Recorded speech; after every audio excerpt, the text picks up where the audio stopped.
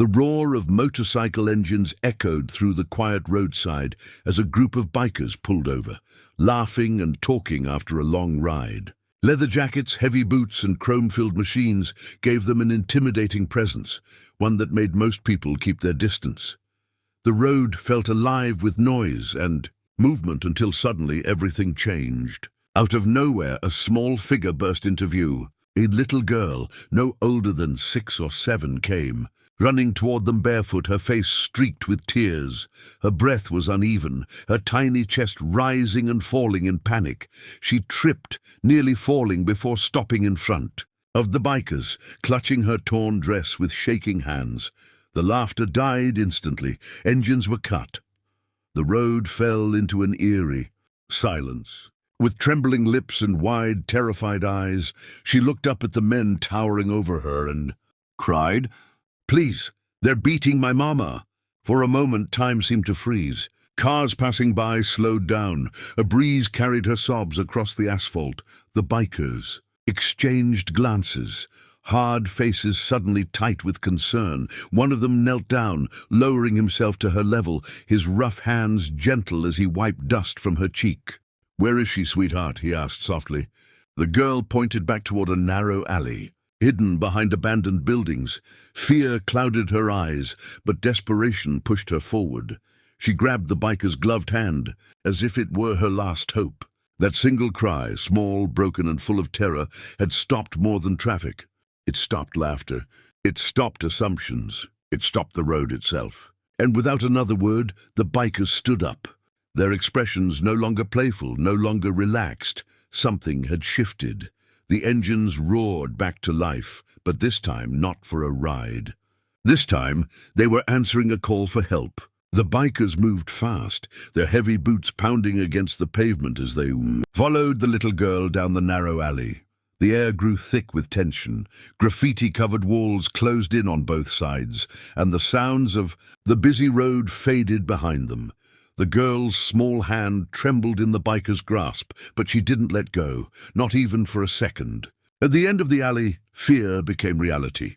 A woman lay on the ground, trying desperately to shield herself as 2 men shouted and struck her. Her cries echoed off the walls, raw and desperate. For a split second, the bikers froze, not out of fear, but out of shock. No one spoke, no one needed to. Brotherhood took over. One by one, the bikers stepped forward, forming a silent wall between the attackers and the woman. Their presence alone changed everything. The laughter and cruelty drained from the men's faces as they realized they were no longer in control. The alley, once filled with violence, was now heavy with authority. "Step back," one biker said, his voice calm but unbreakable. There was no shouting, no chaos, just certainty. The attackers hesitated, then backed away, fear replacing their arrogance. Another biker rushed to the woman's side, removing his jacket to cover her shaking body. He spoke gently, reassuring her that she was safe now. Nearby, one of the men guided the little girl away, shielding her eyes from the scene she should never have had to witness. In that moment, fear met something stronger.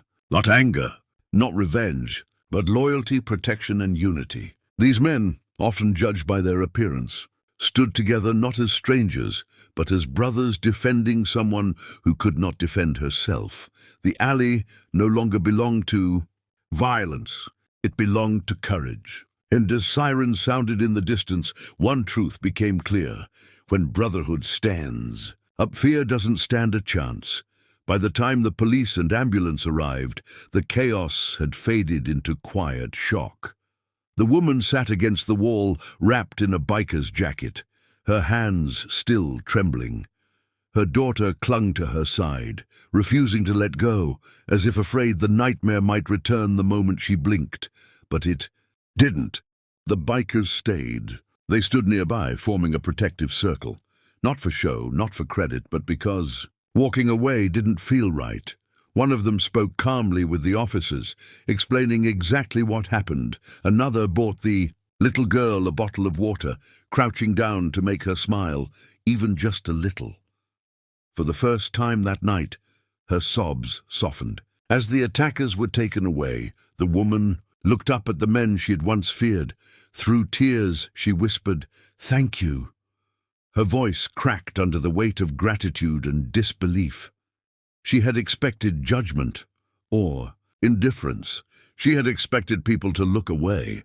Instead, strangers had stood up. Before leaving, the biker who had first knelt. Before the child placed a gentle hand on the girl's head. "You were very brave," he said. "Your mama is safe because of you." The girl nodded, her eyes shining with pride instead of fear. When the engines finally started again, they didn't sound loud or threatening anymore. They sounded like guardians heading back into the world. That night, no one gained fame, no one asked for praise. But something far more powerful was left behind, a lesson that lingered long after the road went quiet. Heroes don't always wear uniforms. Goodness doesn't always look gentle. And sometimes the people society fears, most are the ones who show up when it matters most.